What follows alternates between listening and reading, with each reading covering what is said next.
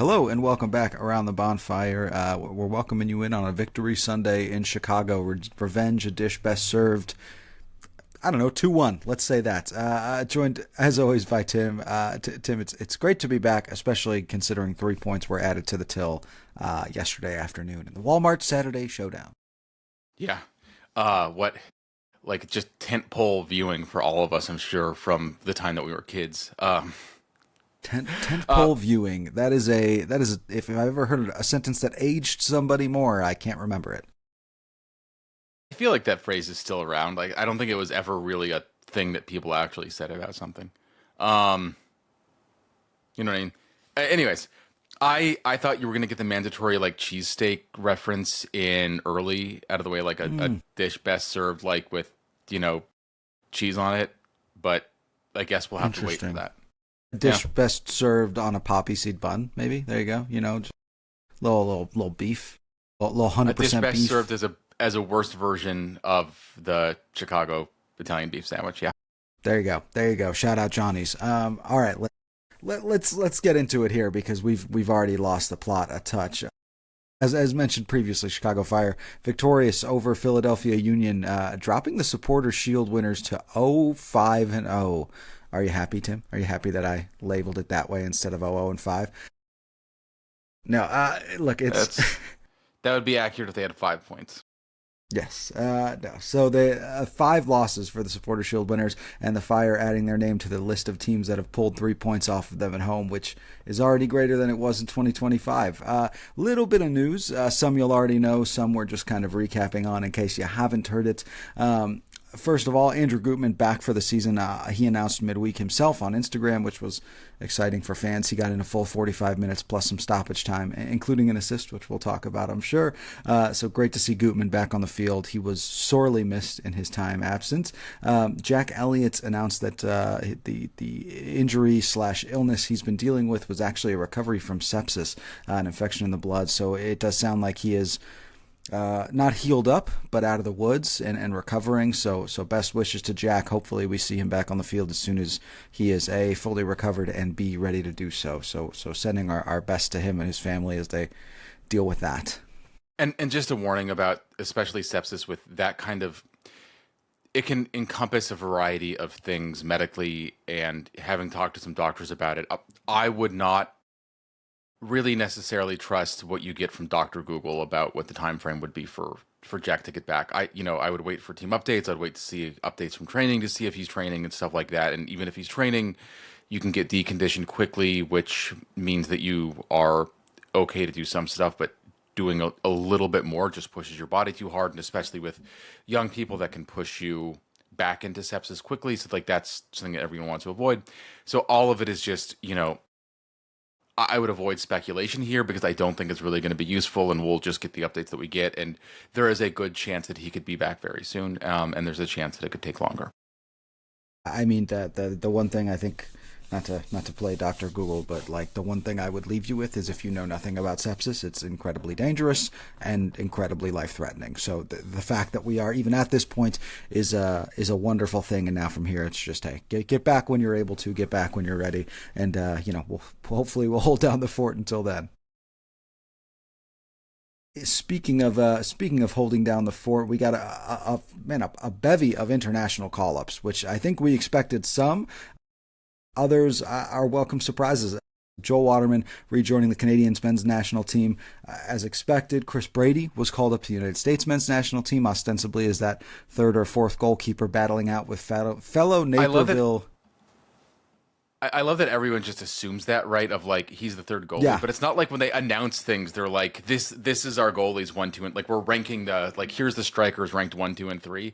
I think we're all sort of assuming that, but it's so funny that has been the storyline. And it's like, I don't think that the invitation said, do you want to come be our third goalie? No, but I mean, but when you have the guy who started like the last 15 matches for the USMNT, and in Matt Freese. Am I getting Matt Freese? Yeah. Matt Freese, yeah. Yep. I'm thinking Patrick Schulte for some reason. And then, the guy who started pretty much uninterrupted for 3 or 4 years, and Matt Turner ahead of him. It's like, maybe, but probably battling for that. Chris Brady is I want to say 5 years younger than Matt Freese, and Matt Turner is older than Matt Freese by more than a couple of years. So it's, yeah, if you look at just the age and everything else, that, it's remarkable how young Chris Brady is given the number of starts he's had in this league. The one interesting thing that I saw in this was Thomas Tuchel actually talking about some of his decisions with the English squad. And they're, from what he's saying, the inference is they're planning on bringing 4 goalkeepers, one of whom will be kind of a specialist, whether that is more in the penalty section, whether that's more almost as like a scout team goalkeeper. He kind of alluded to both in the snippet I heard. And I do wonder how much of that gets brought up when you're talking about what benefit are you really getting from the 26th man on the roster? Could you be getting a little bit more from a guy like Chris Brady if for no other reason than maybe he just gets the reps. Maybe he just gets to go to a World Cup. So when 2030 rolls around, he's a little less green, I'll say. Yeah. And players have talked about how that made a difference of just being on the squad. I mean, on top of it being an honor, on top of it being a home World Cup and all of that, like, it just helping yourself rise to the moment later on if you are called. I mean, now, having said that, I think one of the questions about Pochettino was with him very much being more of a mercenary, I think, than what we saw from, like, Berhalter was thinking about the entire program down to the youth ranks and, like, what was everyone's responsibility everywhere and all that stuff. And Pochettino has not done nearly as much of that. It's not as much I'm developing the ecosystem, I'm developing the entire chain. I am here to have the U.S. compete in the World Cup. So I think there's a question if the third goalie was going to be that, or if the third goalie was going to be the third best shot stopper that could be on the bench for the USMNT. And hey, look, if you're reaching that far down the bench, there is something to be said for you just want a guy who can stop the ball, right? But yeah, exactly. I digress. If we keep talking about this, I'm going to start talking about dual nats, and that's not going to be a fun conversation for anybody. So we're going to let that one go. I just was waiting for you to talk about the England national team more, because that's something that we all deeply care about. Okay, look, I thought that was an interesting comparison, Tim. All right, two very similar guys. I think you're right. Like, the 26th roster spot is interesting. I'm sure that guy is absolutely going to love getting to spend a few weeks to a month or so in metropolitan Kansas City while knowing that they have virtually no chance of playing. I wish I could remember his name.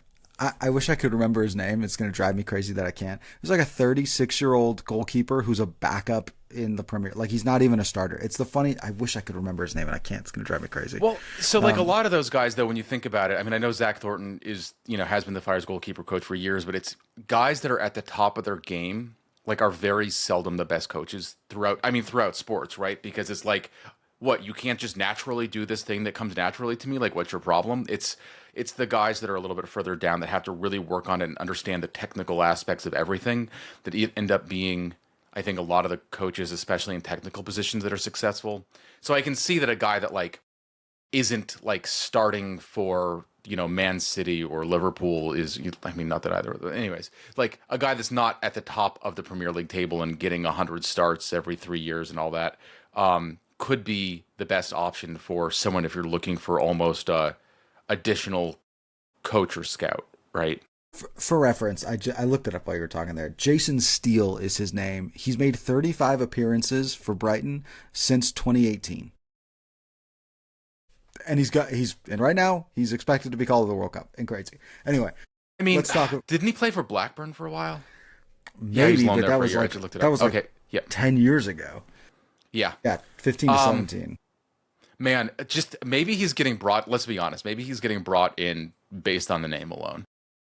That is a good name. That's a good name. All right, let's move on. Speaking of good names, Mobkezeli Mboaze officially joining Bafana Bafana with South Africa for their pre-World Cup camp as well. No surprises there. Leo Barroso rejoins the Portugal U21 setup as they do their spring camp here. In other youth call-ups, Viktor Radojević joining the Serbia U21s. I'm not shocked, but I was a little surprised given that he hasn't really played since his previous call-up. So exciting for Vic, and especially after the performance we saw on Saturday. We'll talk about that more too. Dylan Borso rejoins the US U20s, and Christopher Cupps rejoining the US U18s. Was not on the bench on Saturday. I do expect him to play with Fire 2 today, but exciting for Chris to rejoin the youth national team setup there. Yeah. So one note about like especially Radojević and Pro. So the youth national teams in Europe have different objectives depending on the national team, but it very much is, especially at those older ages of like the U20, 21, where you've got guys that are full professionals on the squad and full professionals that like frankly would not be released if they didn't have to be, which they don't for youth call-ups. One of the things it can do is be a way to get a guy back in reps in a different environment and stuff like that if it looks like they need it. Not that it looks like Radojević was being held back because of like bad vibes at this club. It was more of an injury, but I think that can be part of it. I believe that it's U21 Euro qualification for this, which it's just so funny to me that that's a tournament you have to to qualify for, as opposed to just we have all 54 countries. We figured out a format and everyone plays like one more game or what. I don't know. Yeah, it does feel like we could probably just narrow that one down, but we'll let that live. We'll let it be. Let's get into the game that was actually played and not the hypothetical games that will be played. Some of which will count, some of which won't. Chicago Fire obviously pulling out the 2-1 victory. Just to kind of recap a little bit, not a ton of action early on, not the best performance, and a very physical first half for the Fire until everything changed.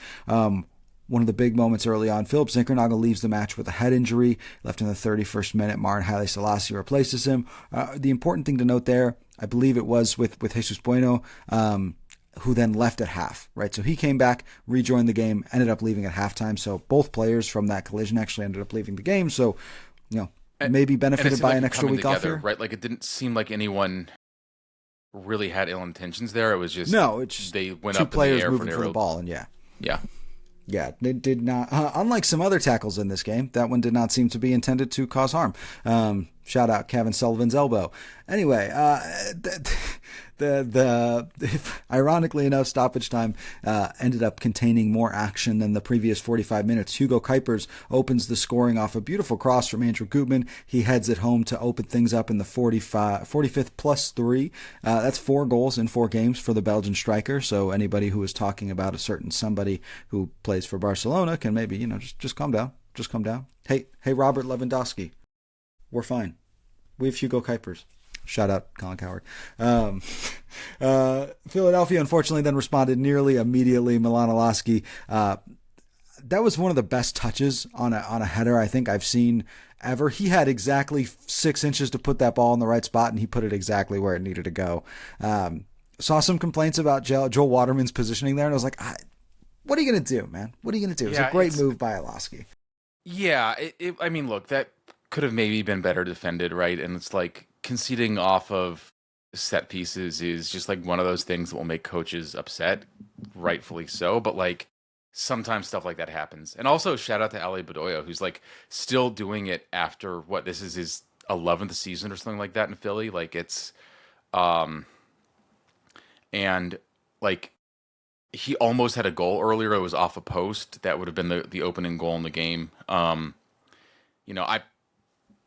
maybe if it had not been on the post, it would have been covered enough where it would have had to have been a very specific angle to get past Brady into the net. But still, I mean, like being that active in this game was, blast from the past from a guy that's still very much not in the past. I wish I had double checked this before we started, but Tim, you'll know if I'm wrong here. I feel like I read something on Saturday that was, Alejandro Bedoya or Calvin Sullivan was born like a year before, or Alejandro had played a full year of professional soccer by the time Calvin Sullivan was born. Because he's only played for Philly and MLS. Did he play he played in Europe before that, so that's entirely possible. Yeah. So actually that would make sense. Debuted with Örebro SK in Sweden in 2009. So There we go.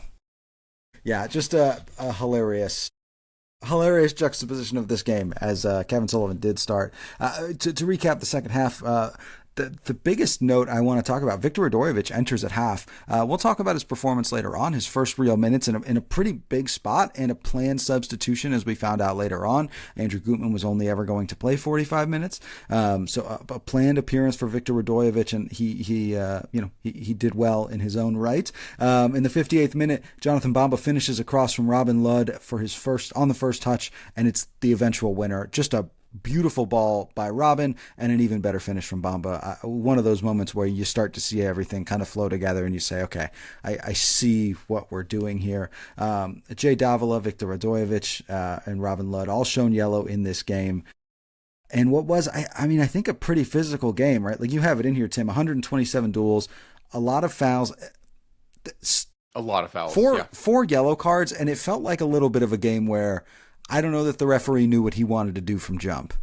No, and I think that that's something that, according to Andrew Wiebe, who was, within earshot of Greg Berhalter, that was a talking point after the first yellow came out, which was on, or was it the second? Was it Jay's yellow, or was it Robin? Yeah, okay. It was Robin had one at just the 8th minute, and it was like, look, this is going to be a physical game. If you're going to card for that, then it could change the game. You're going to have to card a lot or something, and it can get out of control. It didn't quite get out of control. I was afraid that it would, and it like Jay, by the time he was carded in the 23rd minute, I feel like he had done the same tackle like 6 times, and it was maybe a little late. It was hard. It was, not necessarily a yellow tackle, and it wasn't most of the time, but it was like after a while you got to clean that up. But overall he looked pretty good, like strong tackles overall. Like he was getting a lot of good tackles as well, so it's not like one of those things where it's like he was completely off or anything like that. Like he, I thought, had a good game, but just there could have easily been 3 times as many yellow cards just based on the yellow cards that we saw, right? Like we saw that those same kinds of plays a lot of other times. Also, I feel like on both Robin Lod as well as the Philly yellow in the first half, it looked like players were slipping on that pitch. I don't know what the weather conditions were like before. And I think that both of them mimicked, like, were like indicating to the ref, like, I slipped. I didn't mean for that to happen. And like that caused him to get a late tackle. The rules on a certain extent don't really care, because it's if you do a dangerous tackle, it doesn't matter if you were trying to do a dangerous tackle or not, right? But I think that was a factor with those. Yeah, I mean, anybody with eyes could see that the field was not in great condition. I mean, regardless of what the weather was, there was a giant, there was like a 8x8 square just sitting in the middle of the field that was completely dead.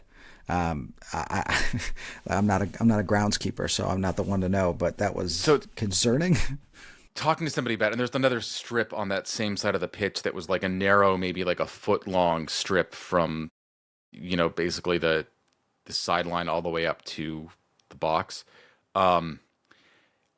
Philly's grounds do not have there's no heating in that stadium for the grass. There is at SeatGeek even, believe it or not. So like that's that's the level of investment we're talking about in the stadium. And I think that what they had to do is they had to replace patches of turf where like it had just worn away, or they decided that was the best way to go.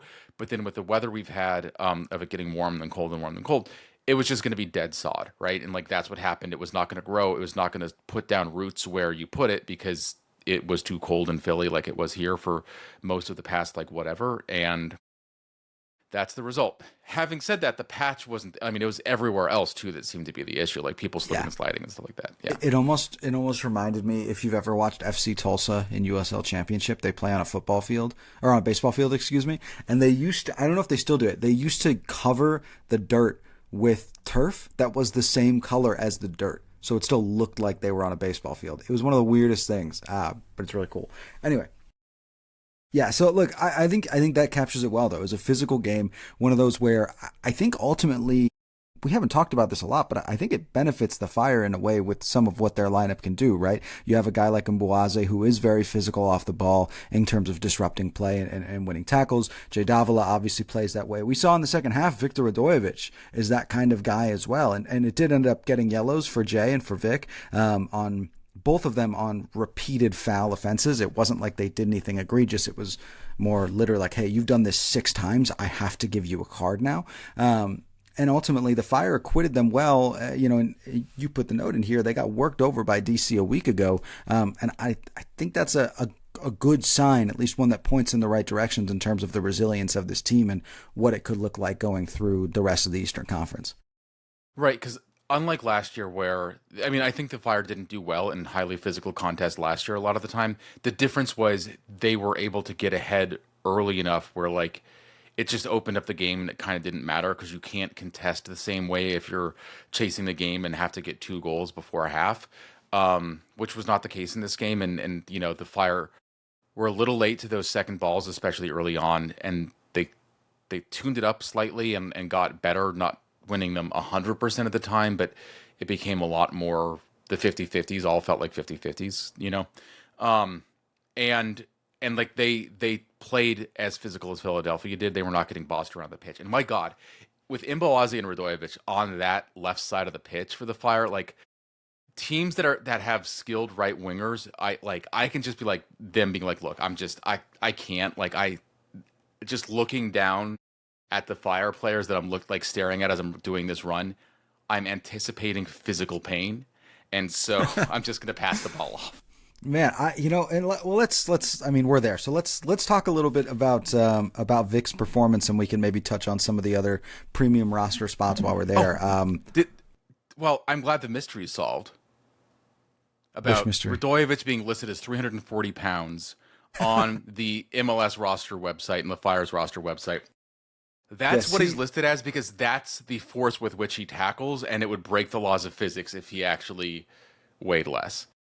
Yeah. No. Well put there. Honestly, so look, we've talked a lot about Viktor Radojević and frankly the absence of Viktor Radojević on this show. I have to say I was not only impressed by, I think, a better skill set in the attacking third than I expected, right? He could have very easily had an assist on a beautiful cross to Marin Haile Selassie if Marin had just put it on frame. No hate Marin, but probably should have scored that one. A couple of those things happened to Marin, right? And I think that's like that'll happen to everybody. It's good that they were getting into those moments, and like it was a really just beautiful ball to switch across the pitch from Radojević, and it seemed effortless from the guy. And he did it a few times. Like that was the one that almost led to a goal, but he did that more than once. He was very comfortable on the ball. He was playing some really nice through balls to Jonathan Bamba. He was comfortable under pressure. And then you kind of, I don't want to say contrast, but you pair that with his defensive performance. The read on Vic coming in was he's a defensive specialist. He's going to be really strong defensively. He's probably going to drop back a little further, not the same profile as Gutman. It was better than I expected, right? And I know Kevin Sullivan is 16. Kevin Sullivan's a good player. And he, for the 20 minutes they were on the field together, I know it wasn't the entire second half, like he kind of took him out of the game in that left midfield role, right? Like Vic played very, very well against a talented Philly side. Yeah, I mean, they don't have the high-end talent they did last year, and I think that's why they're, looking for their first point after 5 games. Below that on the roster, it's most of the same guys, and like those are really the ones that can be the guys that can lose you games, right? And those are the guys that are largely you're going to face off against because it's not like there's 12 DPs on the field unless it's Miami. And like he availed himself pretty well, very well actually with that, and it was sort of funny after the game. We got to speak to him for a couple minutes. I was on Zoom because Alex Calabrese was there for us in this one, and he said it was getting that first challenge, getting it right, and then that gave him confidence, and then from then on, it was just a lot easier for him. And I think that does just the self-awareness of I haven't played in a while at this level. He's played for Fire 2 some. I have been waiting for this moment. I'm easing back into it. And I need that mental boost, and I'm looking for that mental boost, and to realize that he got it, and then going from there. So, yeah. Yeah, a really impressive performance there. And I mean, you said like not a lot of time. It's been a while since he's played at this level. Like, I'll be honest with you, I don't watch a ton of Serbian first division, but I know it's not even quite at this level, right? Just to be fair. Right. This is the highest level game. I mean, other than a cup of coffee length of time. Less than that last week, right? This is the first serious minutes that he's had in this level. I'm sure that there have been challenging games at the top flight in Serbia, right? Was more the comparison I was trying to make. Yeah, no, absolutely. I was just I think it's a good reference point to have of this is his first time at this level and played very well. And then you kind of zoom back to the first half, Andrew Gutman making his first appearance of the season. I think slow start, as we would expect. Like I kind of felt those first 30 minutes in my head. I was like, all right, we're not really going to talk about this because it's not fair to kind of push him, or downgrade him as a player because he had a rough 30 minutes or a rough 40 minutes in his first action of the season. And then it really felt like towards the end of the first half, he kind of came alive and obviously gets that cross that leads to the Hugo Cuypers goal late in the first half. I thought it was, all things considered, a good performance from Andrew Gutman, and hopefully one that kind of sets him up for success over the next couple months. He'll get a couple weeks off before he's expected to be back on the field, and then hopefully hits the ground running and we see more of what we saw last year. Yeah, and look,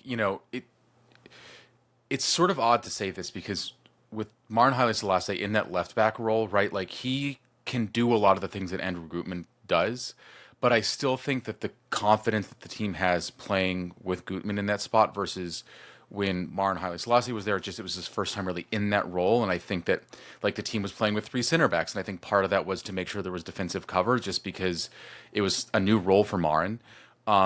And so having Gutman in the lineup changed the way that the team was able to play. And I think that directly led to a goal, right? And I think indirectly led to some of the more dangerous moments for the Fire, and it just makes the team harder to defend against. And then I think worth mentioning here, right? This is the first time we've seen the Fire play, forget formation, the same number of defenders 2 weeks in a row. Yes, right? Four in the back line as opposed to three or five. Center backs played started the game for 2 weeks in a row. And look, by the way, like one of the more difficult things, hearing this from former professional center backs and, people that have played much higher level soccer than I've played on FIFA. I won a Champions League. I don't know what you were doing. Okay. Not all of us play on easy mode.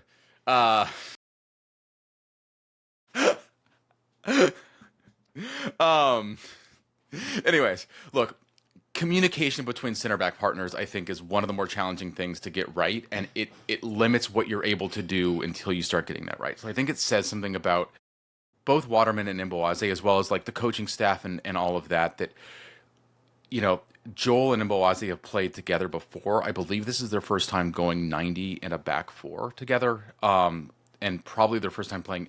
And like they had good communication throughout. I thought Waterman had a good game. I thought Mbowaze had a really good game. I mean, and for them to not miss a step and all of that happening at the same time, that there is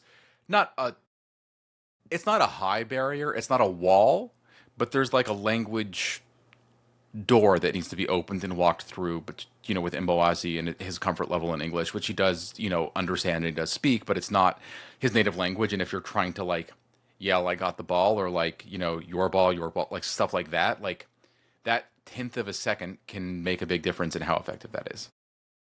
Absolutely. And I think what I want to give a little bit of because I agree, I thought Mbowaze played very well.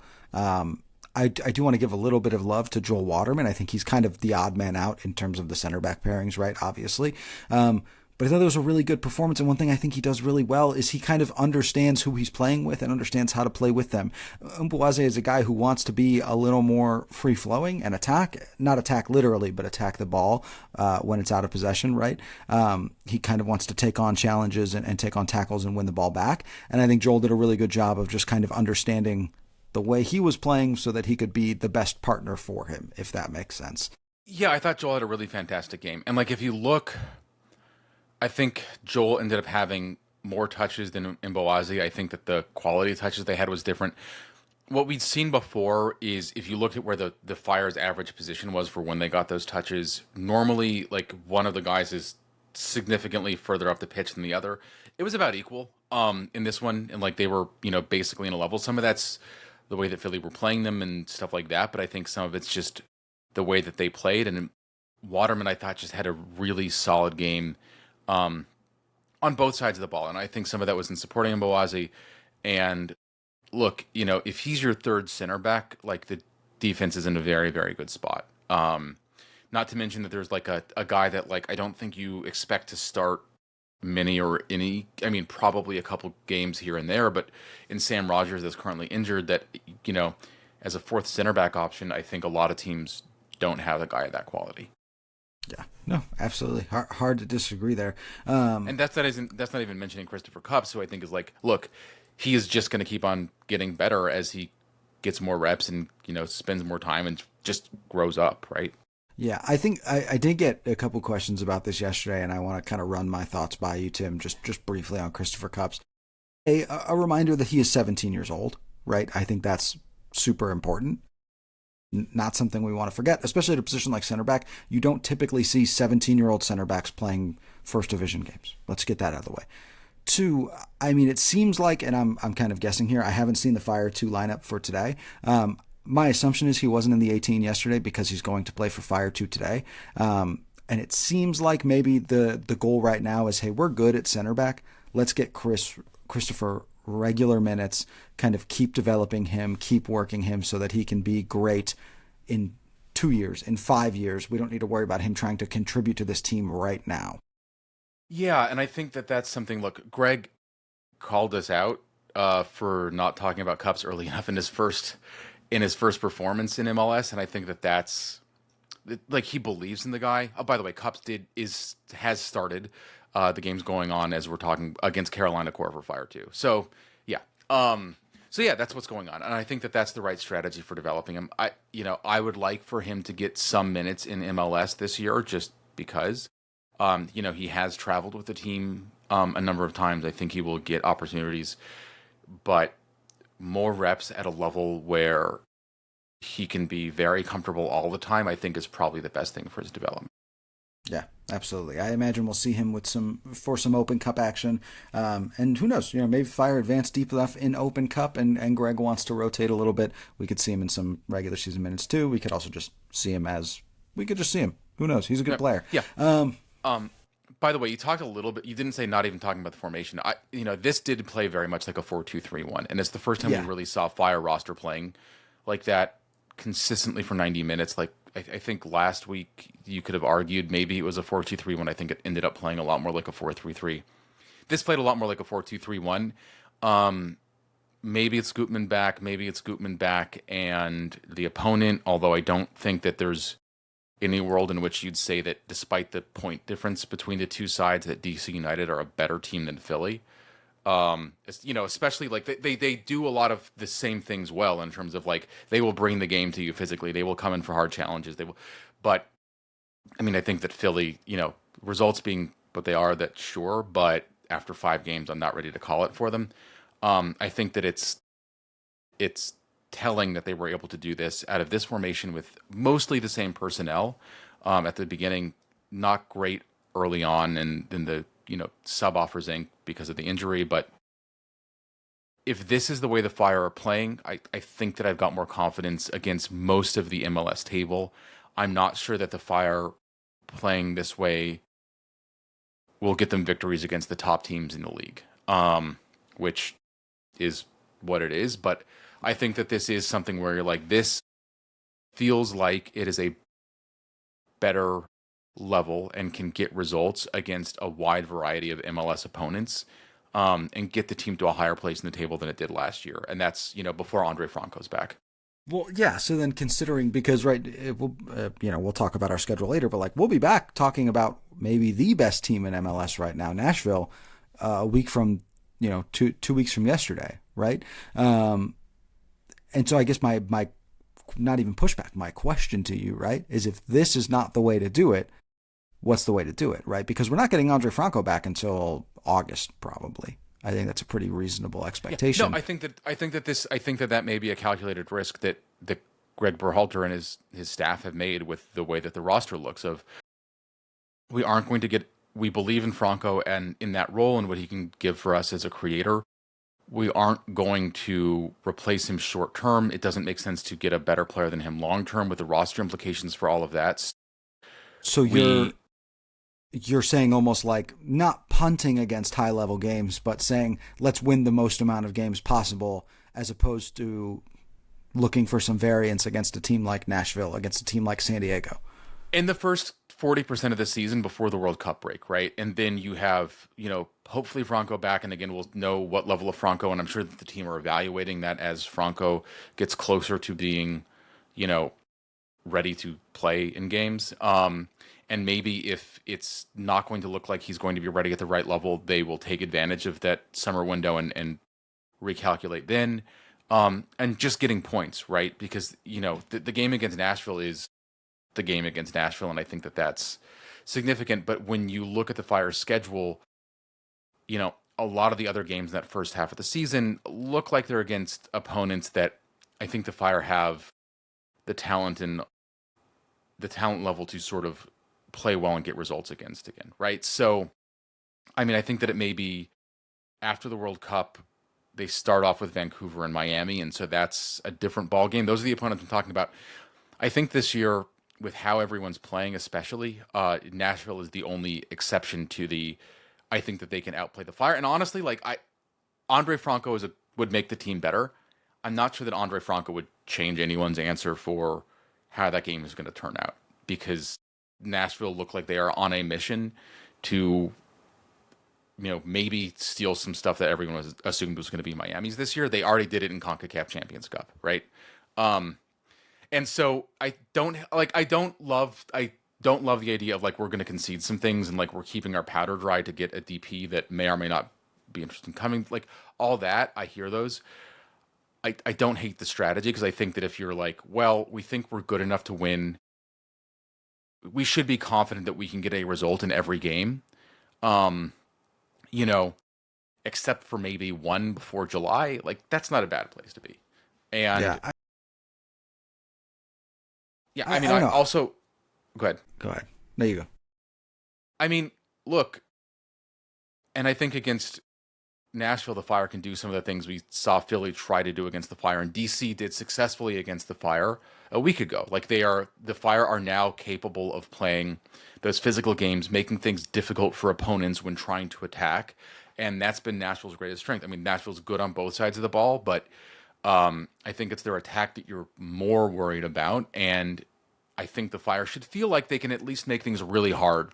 And so, again, that's not a bad place to be right now when you know that the roster is going to be getting better, either through players coming back or through taking advantage of the window. Yeah, it's interesting. I think the one thing we kind of cut out of this, because it felt like not the most honest or honest conversation, was what was the difference we saw kind of when Philip Zinkernagel left the game. I think the only thing that I still find worth bringing up, because we talked about it post-game last week against DC, right, was I think one thing that has hurt them a little bit this year is a little bit too much fluidity up top, right? A little bit of kind of a lack of, I don't want to say rigid, but more structured roles and positioning and ideals. And I do think that is something you saw a little bit more of when Philip Zinkernagel left the game, just because of who Marin Haile Selassie is as a player. And so I'm saying that to equate it to, I'm curious, we saw Andre Franco play his best ball, granted it was just a few games, in a back three, right? He was fantastic in that formation. The Fire all of a sudden looked like world beaters. And I wonder if this is if Greg Berhalter is almost switching gears to, or maybe should, this is the formation we're going to play when Andre's back. Everybody else learn your role so that when he comes back, it's plug and play. Because if you're planning on switching, even though you'll have the World Cup break, which will be helpful in a lot of ways, and the League's Cup, if you're planning on switching drastically in the back half of a season again, it just feels like, look, it's fine when you're just trying to make the playoffs. I don't think it's fine when the expectation is that you compete well in the playoffs. Does that make sense? Yeah. And I will say, I think that against, last year with Franco, I think that the Fire, what he was able to do was make the Fire, give the Fire offense while still, despite playing in a back three, if that makes sense. And he was the only guy that did that. We saw Greg trying different combinations of getting that back, and it didn't work. And ultimately, the team, the only time they won after Franco was out was when the team started with two center backs. So that is what it is. So I think that's probably the strategy. I think that that's probably the right strategy to have in this moment. I will say that the team will still have to change how they play, because I think Robin Lod had his probably best, it was his best game in a Fire uniform, right? And I don't think that that's heaping praise on him or anything like that. I think it was you kind want of him to keep on improving. It was a good game, right? He came really close to having a goal. He set up some really great stuff for the Fire. Like that's like about as good as it can get. I know he had the one goal in the game against Montreal, but like I'm not discounting the guy scoring. I'm kind of discounting. He was on the field for 10 minutes. Yeah, it was garbage time, and Montreal were feeling like garbage, and all that. There's still going to have to be an adjustment because I think more of the game is going to go through Franco than is going to go through Lod. Yes. But Marin, I thought, had a really strong game. Coming in cold, and playing about an hour plus stoppage, so maybe a little bit more. Didn't have a ton of touches, but you could see his speed, you could see his technical ability.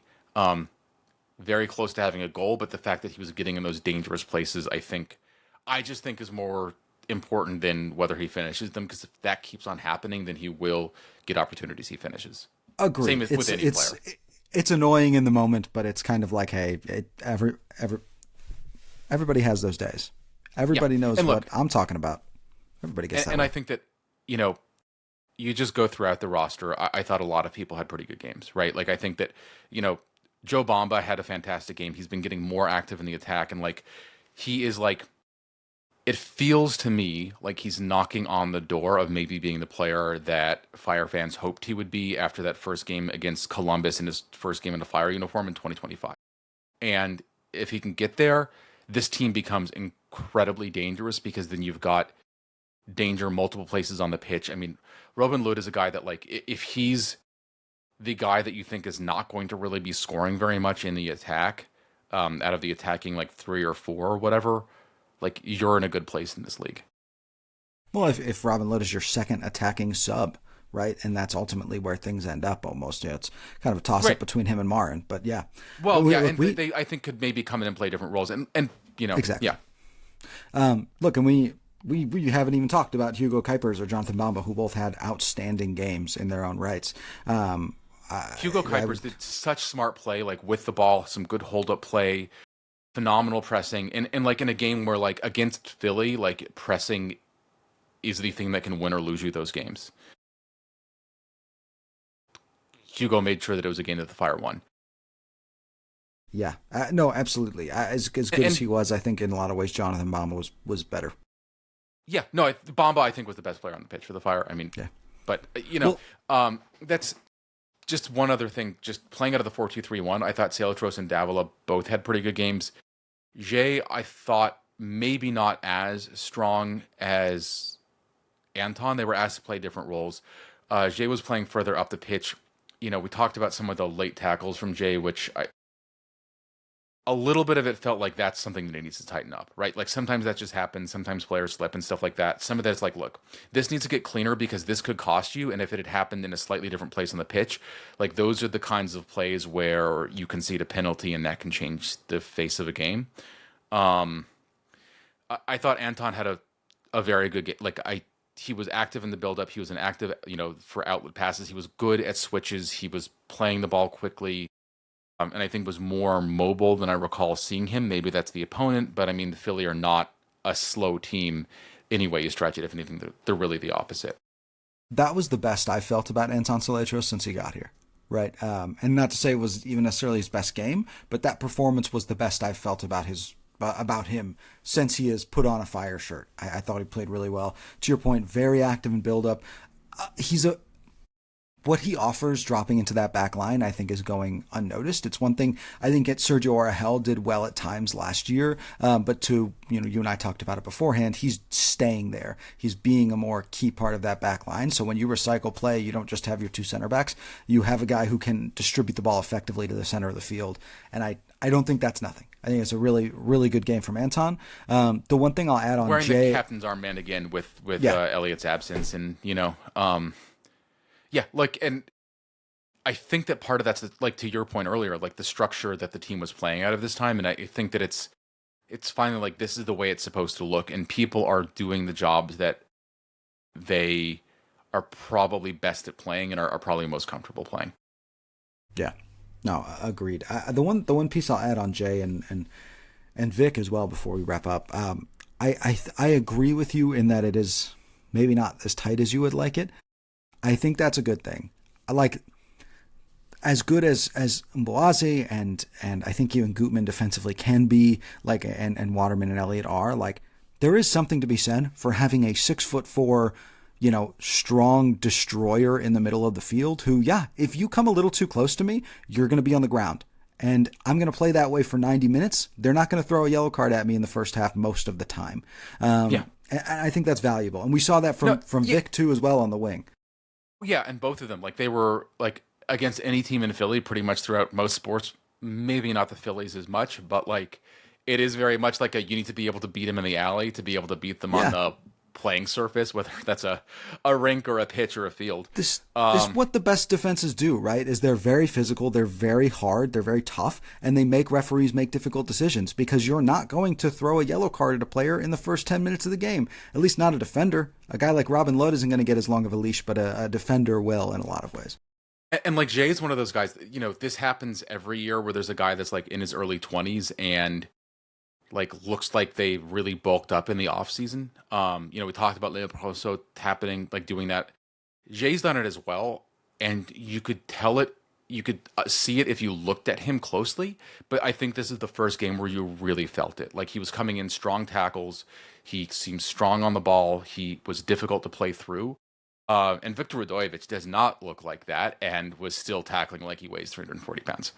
Dude, I made a comment that he just does not look as strong as Leo, but he plays just as strong. That's a great way of putting it. Yeah. We're running on time here, so let me skip to our last segment. Tim, I'll let you kind of kick us off, man of the match, and who you'd give your honors to. Look, I think this is one of those things where I kind of want to like cheat and be like it's a team effort thing, because this was a strong team game, and I think that it's the team systems play and stuff like that worked well. But I already kind of said this. Like Joe Bamba, I thought had a fantastic game, and getting the goal that he got, I think was restoring the lead. Because at that point, like it felt like maybe the Fire came out stronger. Could have been anyone's game. He made it the Fire's game, and that stretched out Philly. The number of times the Fire looked like they could have had a third goal. I think, a third goal was much more likely for the Fire than a second goal was for the Union. And part of that's the fact that he was able to get them playing with the lead again.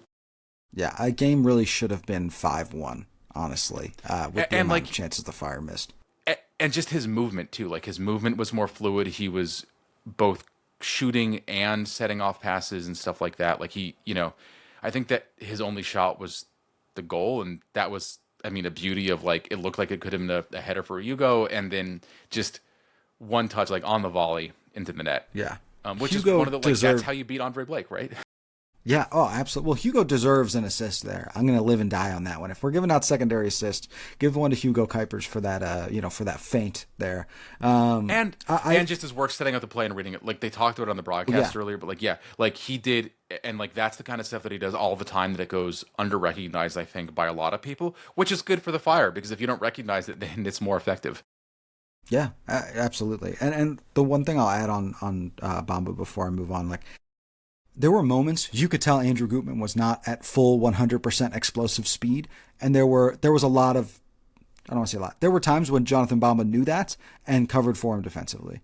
Yeah, he was the deep man back. He was getting back a lot. He was there for outlet passes. They had some good 1-2 combinations. And this is his best game. Also, this is the first game where he hasn't been fasting for the majority of the day in a month. Oh, wow, so there you go. Wow. I think knowing you were going Jonathan Bamba, I did a little different, and I did cheat a little bit. I'm just going to go left back position. Andrew Gutman, I thought, once he kind of came around past that 30-minute mark, I thought a fantastic performance from him. It was clear he didn't have 100% of his,